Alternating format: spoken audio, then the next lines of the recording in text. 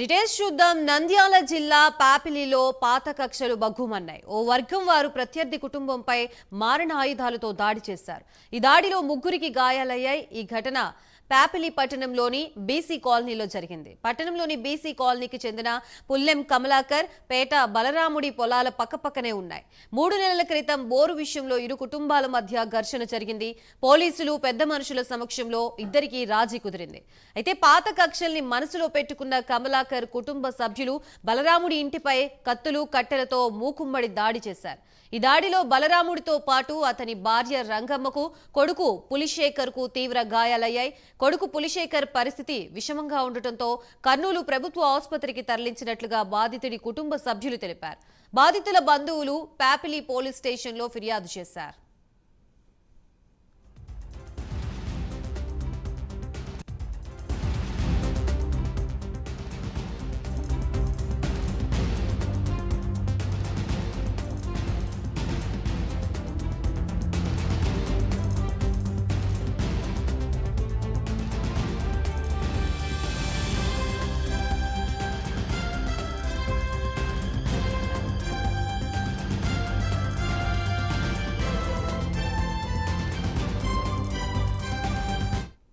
కర్నూలు జిల్లా పాపిలిలో జరిగిన ఈ ఘటనకు సంబంధించి మనకి పూర్తి సమాచారం అందించడానికి మా ప్రతినిధి హేమంత్ సిద్ధంగా ఉన్నారు. హేమంత్, గాయత్రి, ఏదైతే పాపిలి పట్టణానికి సంబంధించి బీసీ కాలనీకి చెందినటువంటి ఎవరైతే పుల్లల కమలాకర్ అలాగే పేట బలరాముడు మధ్య పాత కక్షలు ఉన్నాయి. ఏదైతే ఈ పొలం విషయంలో గత 3 నెలల క్రితం బోరు విషయంలో, అంటే పొలానికి సంబంధించిన బోరు విషయంలో ఇరు కుటుంబాల మధ్యన ఘర్షణ అయితే చోటు చేసుకుంది. 3 నెలల క్రితం పోలీసులు పెద్ద మనుషుల సమక్షంలో ఇరువురు కుటుంబాలు రాజీ అయ్యాయి. అయితే పాత కక్షలను మనసులో పెట్టుకున్నటువంటి ఎవరైతే కమలాకర్ కుటుంబం, అతని కుటుంబ సభ్యులు ఎవరైతే ఉన్నారో ఈ బలరాముడు ఇంటిపై దాడి చేశారు. కత్తులు అలాగే కట్టెలతో దాడి చేసి వారిని విచక్షణారహితంగా కొట్టడం జరిగింది. ఈ ఘటనలో, ఈ దాడిలో తీవ్రంగా బలరాముడు అలాగే భార్య, అతని కొడుకు ఎవరున్నారో పులిశేఖర్, ఇద్దరు తీవ్ర గాయాలైతే అయ్యాయి. ప్రస్తుతం కొడుకు పులిశేఖర్ పరిస్థితి విషమంగా ఉండడంతో కర్నూలు ప్రభుత్వ ఆసుపత్రికి తరలించారు. ప్రస్తుతం కర్నూలు ప్రభుత్వ ఆసుపత్రిలో బాధితుడు ఎవరైతే ఉన్నాడో ఈ పులిశేఖర్ ప్రస్తుతం చికిత్స అయితే అందిస్తున్నారు వైద్యులు. కొంత పరిస్థితి విషమంగా ఉందనేసి కూడా వైద్యులు చెప్పడం జరుగుతోంది. ఎవరైతే బాధితులు ఉన్నారో వీరు పోలీసులకైతే ఫిర్యాదు చేయడం జరిగింది. ప్రస్తుతం ఈ ఘటనపై అయితే మొత్తం మీద అయితే విచారణ చేస్తున్నారు పోలీసులు. ఏదైతే ఈ 3 నెలల నుంచి, అంటే గత 3 నెలల క్రితం జరిగినటువంటి ఈ ఇన్సిడెంట్ ని బేస్ చేసుకొని ఇప్పుడు అటాక్ చేయడము, దీనిపైన పెద్దల సమక్షంలో కూడా రాజీ అయినా కూడా తమపై దాడి చేసి తమను చంపేందుకు ప్రయత్నించారంటూ వారు పోలీసులకైతే, బాధిత కుటుంబం అయితే పోలీసులకైతే ఫిర్యాదు చేసింది. మొత్తం మీద అయితే పోలీసులు అయితే ఈ విషయంపై జరిగిన ఘటనపై అయితే పోలీసులు అయితే దర్యాప్తు చేస్తున్నారు. Gayathri, right, thank you Hemanth. ఇంతకుముందు పెద్ద గొడవలేదు, చిన్న గొడవలే, ఇది పొలం గొడవలకు సంబంధించి జరిగినది. ఇప్పుడు వచ్చి అటాక్ చేసిన ఫ్యామిలీ మొత్తం వచ్చి అటాక్ చేసినారు. పుల్లెం కమలాకర్, పుల్లెం శేఖర్, పుల్లెం కళ్యాణ్, పుల్లెం సునీత ముగ్గురు. ఇక్కడ పేషెంట్లు ముగ్గురికి ఎమర్జెన్సీ ఉంది. బోర్ విషయం ఇంటి మీదకి వచ్చి వేట కూడా వాళ్ళతో ముగ్గురికి, కొడుక్కి, తల్లిదండ్రులకి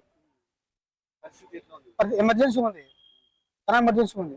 పులిశేఖర్కి వేట గొడవలతో దాడి చేస్తే పేగులు బయటకు వచ్చాయి, చేతులు పూర్తిగా ఇంజూర్ అయిపోయినాయి. ఇప్పుడైతే ఫుల్ ఎమర్జెన్సీ ఉంది. వాళ్ళ అమ్మ వాళ్ళ నాన్న కూడా ఎమర్జెన్సీలోనే ఉన్నారు. అమ్మకి తలకి దెబ్బ తగిలాయి, నాన్న కూడా ఎమర్జెన్సీలో ఉన్నారు. పొలం నుండి వచ్చినాము, అప్పుడప్పుడు వచ్చినాము, ఇంకా కాళ్ళు పడుకుంటున్నాము.